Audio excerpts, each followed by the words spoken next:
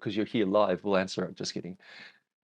Is there a time, if there's time, could you please comment on whether it's very important to stay within the phrasing of the music? Particularly for Quickstep, starting a new combination of figures on the first beat in the music. I find it very hard to do. Also during competitions, since the music is so fast and many things can happen on the dance floor. I hope it makes sense. Thank you for the great program, Roman. My man, thank you. Okay, now that is a fantastic question. And I'm going to say that by you've told me where you're at by saying the music is so fast. I know where you're at now in terms of your skill. So the music's not too fast, you are too slow. So you're not understanding how to move properly yet, okay? So, all right, but that's okay, because guess what? That's where we all start, all right? I could certainly relate to the competition problem of standing on the floor, being like, I can't hear any of the phrasing. I don't even know where the first slow is, right? Where's the quick? Do you have my quick? And then, my partner would be like, 5, 6, 7, 8. I'm like, go with God, off we go. And so, so there is a learning curve on this. However, one of the things about dancing I encourage people to do is always punch above your weight, right? Not just in terms of like, say, competition, but in terms of what you're aiming to achieve. So for example, when you first learn to dance, and I noticed this yesterday, every month I do a starter class, okay? So I get people who've never danced before, and in the 4 weeks, they learn a basic waltz, a basic cha-cha, basic slow rhythm, sometimes the jive. In the 4th week, I'm always recapping the dances. What I've noticed is if you try to learn the timing as you're dancing on the very first lesson, it's way too much information. So I always teach the pattern first. All right. When they've done that, say for 3 weeks, by the 4th week, I say, you must count this now. So I'll get them to count, man first and lady first, then together, then count to music and constantly count. And it's amazing what it does. Like the pattern, then counting out loud, not inside, because we all say, I'm counting inside. It's like, no, you're not. You think you are, but you don't know if you are, right? Because you might be like, what am I having for dinner? Like, oh, those person's shoes look funny. So if you count out loud, you are absolutely focused on counting. And when you blend that with the steps, and then you do it to music. So in those things, it was amazing how nice the class looked, and then you could feel the confidence. So my point here is that that's punching above your weight, right? Because people are terrified to count out loud, especially because they might be humiliated because they're wrong, right? Well, guess what? That's dancing, isn't it? But it's a skill. And I keep saying that very few people can actually count out loud and dance without much practice, right? Like pretty much I would say that's the anomaly. It's not the rule. The rule is no one counts well out loud to music continuously correctly when they first learn to dance. So that's punching above your weight because you're not going to naturally want to do it. You have to sort of force yourself to do it. Like my coach would make me count for the class all the time. I would go red. I would be sweating. I'd be like, shit. And I would just not get it right. And she would call me out and say, no, that's wrong. I'd be like, damn it, why? We know this. But that's how I learned, right? It was sort of baptism by fire. Okay. So in terms of counting, let's look at it in 2 phases for everyone here. When you're looking at counting, and we're going to use ballroom dancing as the example here, it's a bit easier to do this. We look at the bar of music, all right? And then we have a measure of music. So a bar is, for example, a quick step 1, 2, 3, 4. And then the next bar would be 2, 2, 3, 4. 3, 2, 3, 4, 4, 2, 3, 4, 5, 2, 3, 4, 6, 2, 3, 4, 7, 2, 3, 4, 8, 2, 3, 4. Now I'm going to write this down. Okay, so let me write this out for you to conceptualize this. This is something I absolutely love to teach students because I feel when we get to this point in our teaching relationship, you are moving somewhere, right? Because it is a wonderful thing to know that this even exists. And again, this is one of the reasons that motivates me to do this channel, because when I learned this, I honestly felt like I was going from the Shire in Lord of the Rings and, chucking that ring in and coming back to the Shire and bringing back all this new knowledge and wisdom, right? I found the elixir. Like this stuff was so good to learn and it changed me. So if we look at the timing here, for example, 1, 2, 3, 4, 2, 2, 3, all the way to 8, all right? Like that.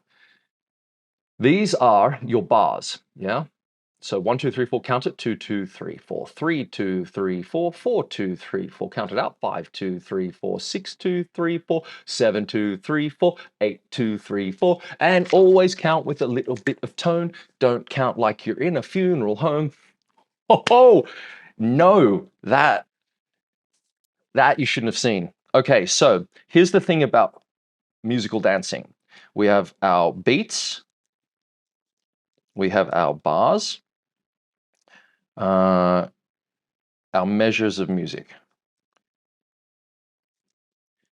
I would say, I think that's also a phrase. I can't, come on, brain. We'll just call it a phrase today. But essentially, beats, bars. Okay, so we've got our beats, each individual beat, 1, 2, 3, 4. Then that makes the bar. All right. Then our measure is going to be the whole 8. So 1 to 8 in terms of those bars.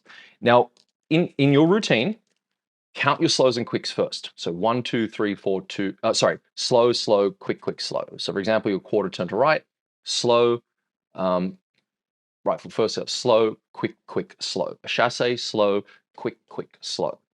And what happens is you then start to say all your rhythm counts as normal, right? So you learn your actual correct rhythm counts for every step. So in our quick step, we'll just do this as an example. So I'll write this down, quarter turn to right, okay?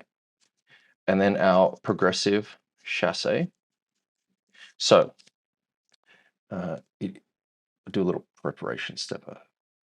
Yeah, let's actually do a preparation step, because this is where people get confused a lot, actually. Preparation step, when we'll do that as a slow. Okay, now the quarter turn to right is slow, quick, quick, slow. And then the progressive chassé is slow, quick, quick, slow. And then there would be one more slow for the next step.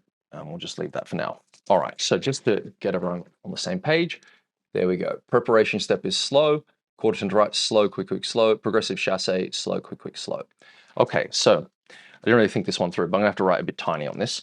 But essentially, if I was to do this in beats and bars now, because this is the next stage, right, that you want to do. And again, like I said before, just counting to music with your correct rhythm is a skill, isn't it? So to then count beats and bars is a skill of the next level. And it's the thing I want everyone to challenge themselves to actually do. And now, think of it this way. Once you understand your slows and quicks properly, and you really don't have to think so much about saying them anymore, counting 1, 2, 3, 4, 2 to 3 will make sense, because you know your body is going to dance the slows and quicks correctly in terms of 2 beats for a slow, 1 beat for a quick. And then because once you start going 1, 2, 3, 4, 2, 2, 3, 4, 3, 2, 3, 4, 4, 2, 3, 4, all that, you have no reference in the beginning, do you, of how long that slow is worth. So it makes no sense at a beginner level to really just punch in phrasing in music, right, and count that way. It depends on the dancer, obviously, but right, does that make sense? You need to have a very solid foundation in your timing and your counts. Now, when we look at the beats and bars, I'm going to put numbers above the slows and quicks. So I will go 1, 2, 3, 4, 2, 2, 3, 4, 3, 2, 3, 4.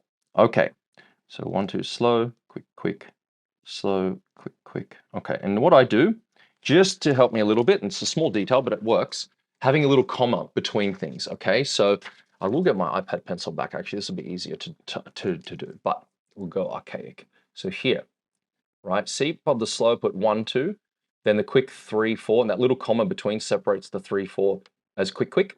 Then the next slow is 2, 2. Then we go 3, 4, 3, 2, 3, 4. All right, you with me? So now I understand that slow is bar 1, 1, 2, 3, 4. Then the next bar, 2, 2, 3, 4. 3, 2, 3, 4. Now, here's the key. You must hit the first beat of that bar a little higher in your count. So 1, 2, 3, 4, 2, 2, 3, 4, 3, 2, 3, 4. That way you're not counting monotone, and you're not missing the bars. Now, if we think of it like this, so we're not going to, I've got the next thing to do on this, which is, where is it? You can underscore the first bar. All right, this is again, the little things I did that helped me to remember where the bar, like how to actually know where the hell I was. So you can see I put a little underscore there. Yeah, it's mirrored. 1, then there's bar 2, then there's bar 3. Okay. When you look at dancing your quick step, all right, musically, meaning in phrase with the music, you are aiming to try to start the choreography. So for example, the first, what's it called? Well, we'll use the beginning of a routine. It's a bit easier there. Because this is a whole freaking massive lesson in and of itself, is not only choreography, but phrasing choreography properly. But assuming most steps do connect pretty well musically, you basically want to start your routine on bars 1, bars 3, bars 5, bar 7, bar 8. Okay. So bar 1, 3, 5, 7, 8. All right. Now I'll put some music on in a minute to count this. But essentially, what this means is you can see bar 1 is there. Well, where are you starting your routine? Bar 1. Okay. So when you get to bar 8, you would really want the next step, once you hit 8, 2, 3, 4, and you go back to 1, you're going to want that step to be, I don't know, something like a natural spin turn or something uh, like a new figure, essentially, right? Not dancing through a figure over 8, 2, 3, 4, right? You don't want to be in the middle of a chassé on 8, on the 3, 4 part of it and finishing on the 1, right? It's better to start a step in that sense on 1. Now that's more your coach's problem than yours, but I would, in terms of choreography, but if I can just bring it in for, a practical use for you, when we look at